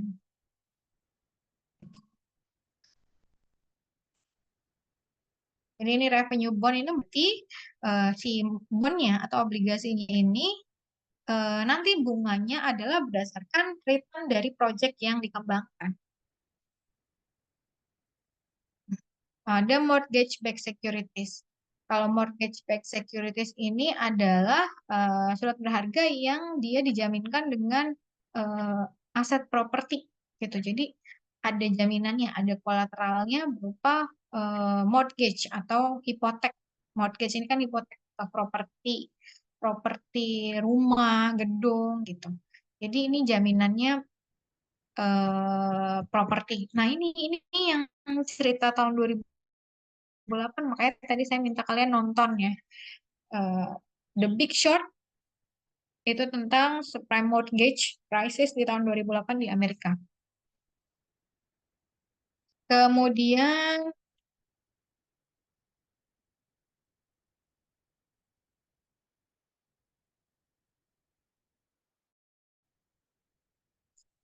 ini tadi mortgage back ya. Ini nanti biar kalian lebih paham ya bagaimana mortgage back itu, saya minta kalian nonton The Big Short.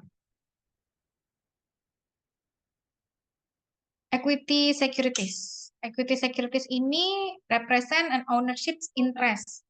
Jadi berarti mewakili kepemilikan. Kalau kamu punya equity securities, berarti kamu punya kepemilikan atas perusahaan yang kamu beli sahamnya. Nah, ada preferred stock, ada common stock nih. Makanya tadi saya bilang securities ini ada dua jenis. Ada preferred stock, ada common stock.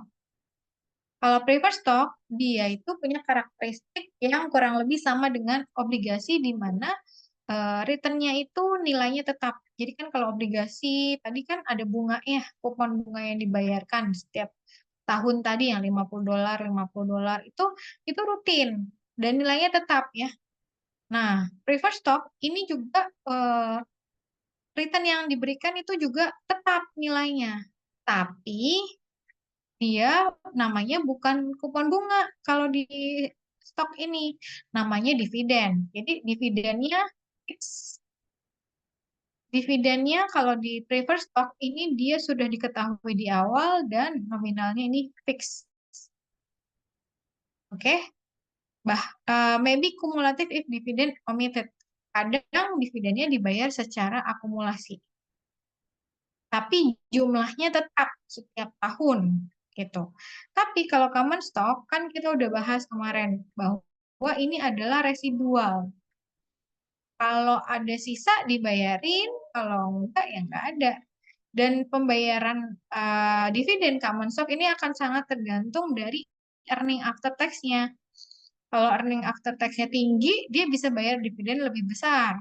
Kalau earning after tax-nya turun, ya dia bayar dividennya lebih sedikit gitu. Kalau common stock ini dia punya voting rights. Kalau di preferred stock dia nggak punya voting rights, nggak punya hak suara ya. Kalau preferred stock ini pada saat RUPS LB ya nggak ada voting rights. Tapi kalau di common stock dia ada voting rights. Nah, ini tadi perbedaan antara common stock dengan preferred stock. Dia ada ownership, kepemilikan. Kalau preferred stock dia sama kayak obligasi, dia perpetuitas. Jadi karena rutin tadi dividennya dibayar, ada fixed dividend, priority over common, dia memang dividennya dibayar lebih dulu ya dibanding dividen saham biasa. Jadi dividen saham preferred ini dibayar lebih dulu dibandingkan dividen saham biasa. Gitu. Kemudian kalau common stock limited liability. Jadi kalau misalnya perusahaan rugi, misal harus sampai bangkrut terus jual aset, bukan berarti kita juga asetnya terjual, enggak, terpisah. Gitu. Aset kita nggak ikut dijual kalau perusahaan bangkrut. Kalau preferred stock dia fixed dividend priority over common ya. Dividennya dibayar lebih dulu dibandingkan dividen saham biasa, kemudian ada tax treatment juga di preferred stock.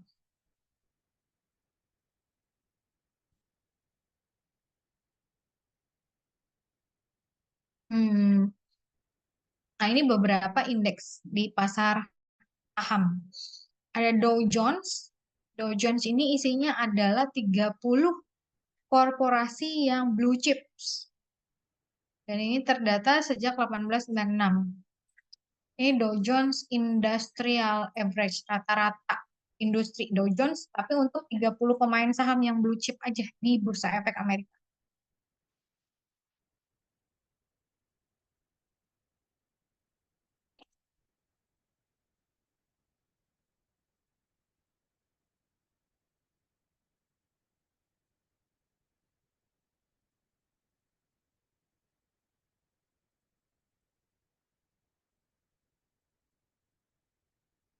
Kemudian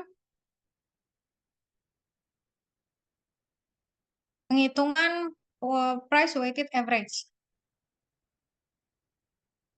Price weighted average, a stock in which its stock influence the index in proportion to its price per share. Jadi kan namanya indeks berarti isinya ada banyak saham ya di dalam situ.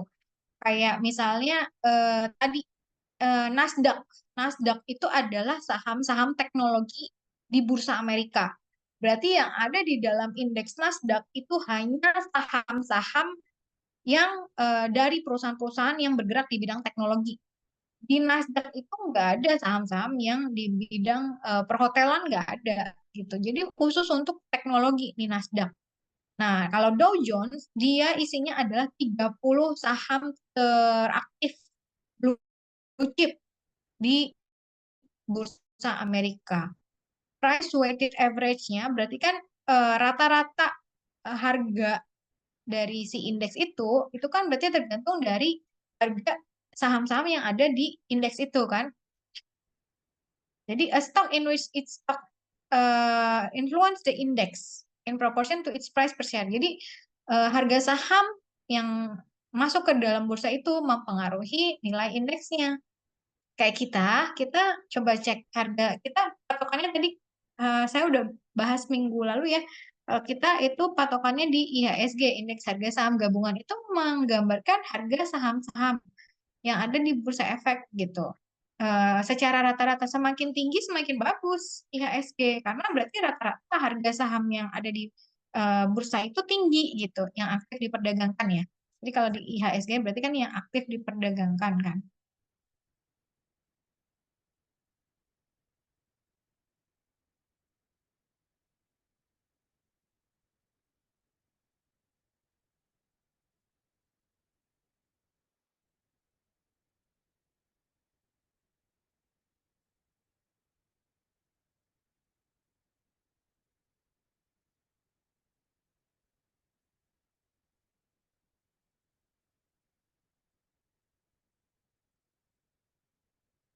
Okay. The value of the index is generated by adding the price of each of the stocks in the index and dividing them by total number of stock. Nilai dari indeks itu didapat dari penambahan harga-harga dari masing-masing saham yang masuk ke dalam indeks tersebut dibagi dengan jumlah sahamnya, total number of stocknya. Stocks with a higher price, saham dengan harga yang lebih tinggi akan menjadikan nilai indeks lebih naik juga karena beban more weight ya, karena harganya jadi lebih naik secara rata-rata. Therefore will have a greater influence over the performance of index, sehingga akan memberikan dampak yang lebih besar terhadap indeks. Kita langsung masuk contohnya. Misalnya portfolio initial value-nya $25 ditambah $100. 125. Final value-nya 30 ditambah 90. Ini di dalam portfolio ini berarti misalnya ada 2 indeks. Ini portfolio indeksnya isinya ada 2 saham nih. Misalnya contoh, walaupun tadi kalau Dow Jones itu ada 30 kan, kalau kita masukin 30 di sini kan banyak ya, panjang ya. Jadi misalnya ada 2 nih indeksnya isinya, ya udah ditambah. Nah di akhir ada indeksnya, harga sahamnya berubah-ubah kan, yang ada di indeks itu kan. Berarti ini ditambah lagi. Nah percentage change in portfolio berarti 5 dari mana? 125 dikurang 120. 5 dibagi yang initial value-nya 125. Berarti ada perubahan nilai portfolio sebesar minus 0,04 atau minus 4%. Karena turun nih, yang awalnya secara total nilainya 125 ya, yang di akhir nilainya jadi 120. Gitu. Kalau di indeks, initial index value 25 ditambah 100, ini harga sahamnya dibagi jumlah saham yang masuk ke indeks itu. Karena ini misalnya indeksnya isinya 2 saham doang, berarti dibagi 2. Kalau indeksnya tadi ada 30, berarti ini dibagi 30. Berarti ini satu yang A plus B plus C plus D yang 30 saham blue chip tadi, di total semua harga sahamnya dibagi 30. Ini inisial. Yang final berarti misalnya beberapa minggu atau beberapa bulan setelahnya kita mau ngitung nih perubahan indeksnya. Berarti tinggal dicari aja. Sekarang harga saham masing-masing saham yang ada di Dow Jones itu berapa? Dibagi 30. Baru kita dapat percentage change in index. Jadi kan yang kamu suka dengerin di bursa di televisi itu kan indeks naik sekian persen, indeks turun sekian persen. Itu ngitungnya dari situ. Gitu. Coba kita lihat ya.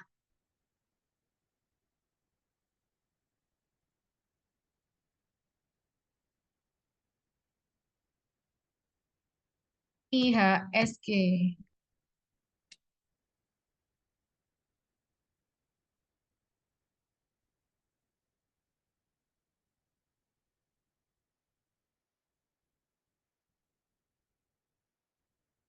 Nah ini kan kita bisa ngeliat nih. IHSG-nya naik ya. Naik 1% hari ini dibandingkan kemarin.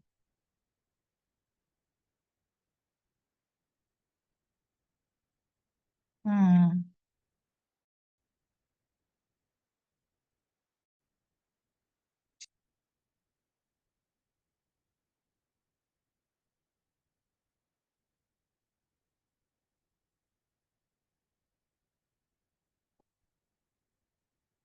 Nah, ini. Ini daftar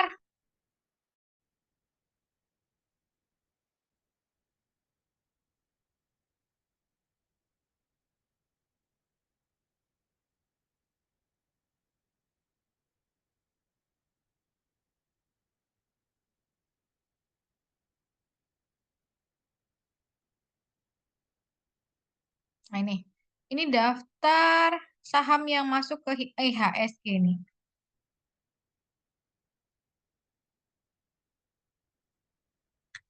Ada berapa? Coba kita lihat.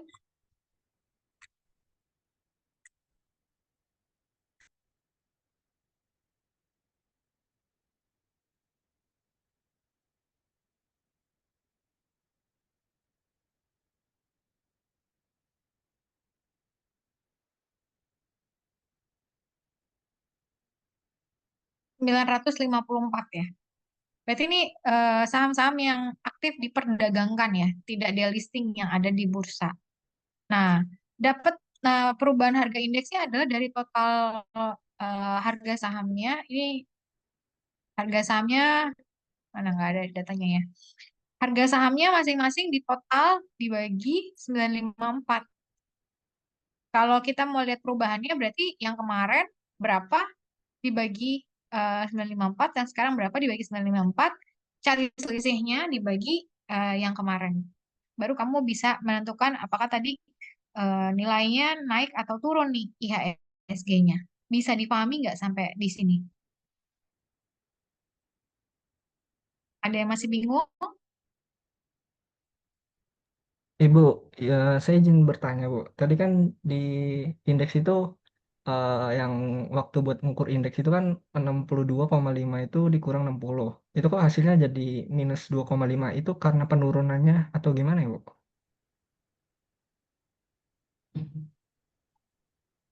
Yang mana? Ini kenapa? Di rumus PPT yang Ibu Des tadi kasih, yang di final index value-nya, di percentage change in index-nya itu kok Ini minus 2,5 ya, Bu? Itu maksudnya gimana? ya kan dia finalnya 60. Jadi kan ini indeksnya kemarin, ini sekarang. Berarti kan turun ya. Total rata harga-harga saham di bursa kan turun kan? Ini kan cuma dua saham. Indeksnya contoh, ini cuma contoh. Ini cuma ada dua saham. Tapi kalau misalnya ada tadi ada 954, berarti ditambah semua 954 dibagi 954 berapa nih? Kemarin tanggal 9. Nah, sekarang kita pakai harga saham sekarang dong. Ditambah semua saham yang ada di Bursa Efek dibagi 954, sekarang harganya berapa?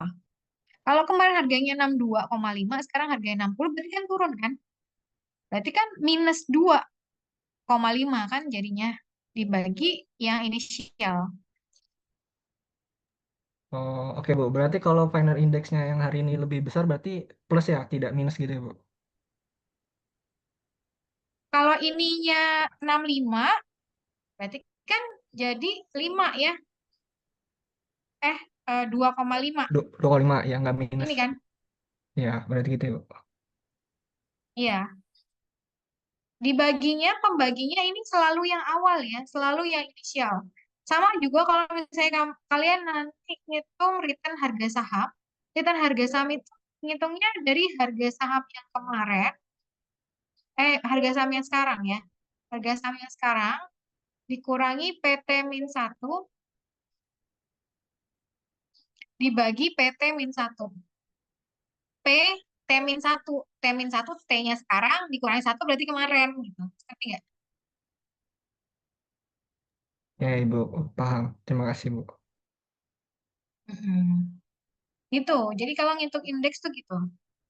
Berarti harga saham yang ada di indeks itu di total semuanya dibagi berapa jumlah saham yang ada di indeks itu. Itu dapat initial index value. Final index value ini kan misalnya kemarin tanggal 9. Kalau sekarang berarti ya harga saham sekarang yang ada di bursa di total semuanya dibagi jumlah saham tadi yang ada di bursa tadi berapa nilainya. Baru kita bisa melihat apakah indeks ini mengalami kenaikan atau penurunan. Dari situ, angka IHSG itu dari situ. Bisa difahami nggak sampai di sini? Bisa Ibu. Oke. Nah, tadi selain ada Dow Jones, terus ada Nasdaq yang khusus teknologi ya, ada juga S&P atau Standard and Poor Index. Isinya 500 saham, broadly based index of 500 firms. Market Value Index. Jadi ini indeks S&P ini isinya 500 saham.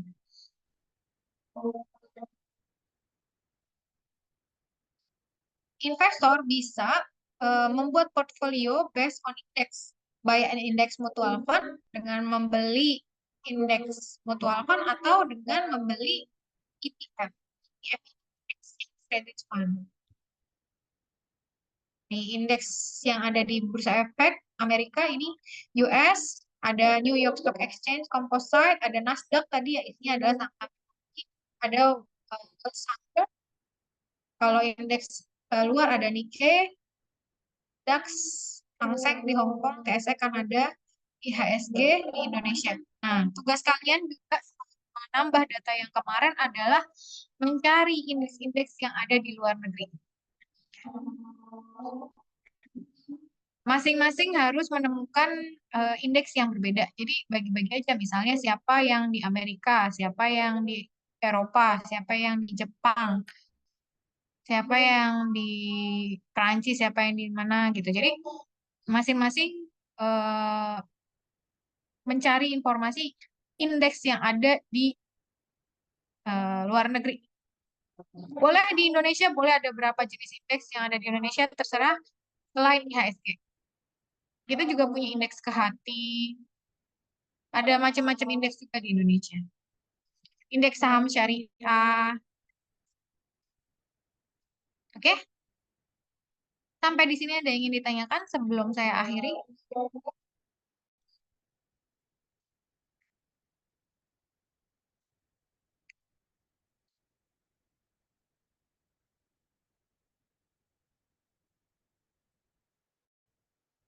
Nggak ada? Oke. Ini azan dulu, kita dengan azan sebentar sebelum saya akhiri.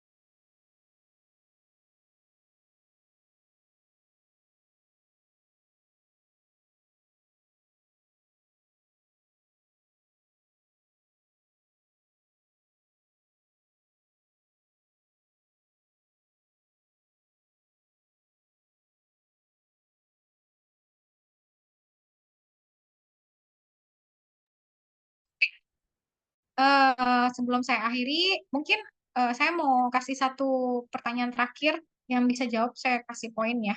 Tadi saya menjelaskan mengenai eh, jenis-jenis pasar keuangan. Mungkin ada yang bisa coba jelasin ada berapa jenis pasar keuangan?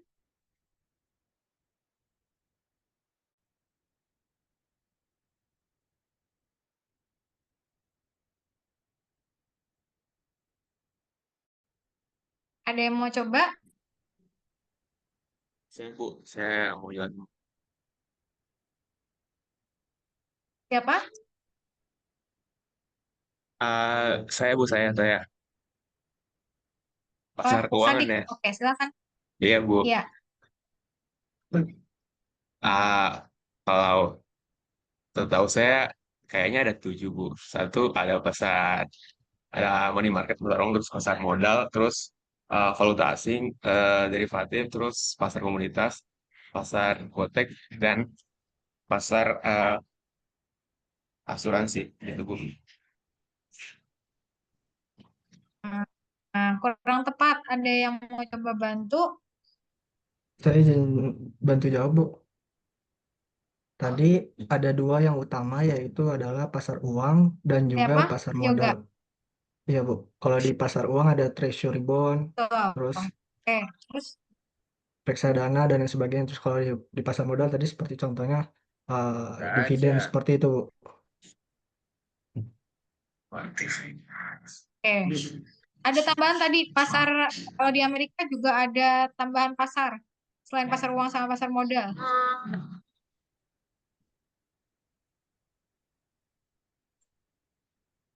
Siapa yang mau coba jawab? Yang yield on money market yang instrumen itu, Bu. Kan ada pasar uang, pasar modal, Oh, iya, sama oh, apa lagi? oh. Satu lagi. Tadi yang saya jelasin.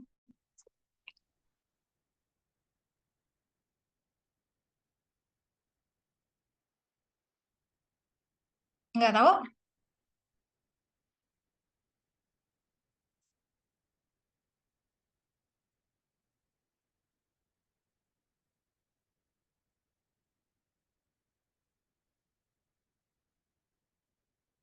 Pasar obligasi tadi ya. Kalau di Amerika dia punya bond market, namanya terpisah. Tapi kalau di Indonesia kita cuma membedakan 2 ya, pasar uang sama pasar modal. Oke, sudah jam 12. Mungkin kita cukupkan sampai di sini. Sampai ketemu lagi minggu depan ya. Terima kasih semuanya. Jangan lupa dikerjain tadi tugas-tugasnya. Tambahkan data di tingkat bunga, deposito maupun sukuk. Kemudian kalian nonton The Big Short Kemudian kalian cari indeks-indeks yang ada di luar negeri, dari Indonesia juga boleh, dan luar negeri, tapi harus beda-beda ya. Masukkan di dalam Excel spreadsheet.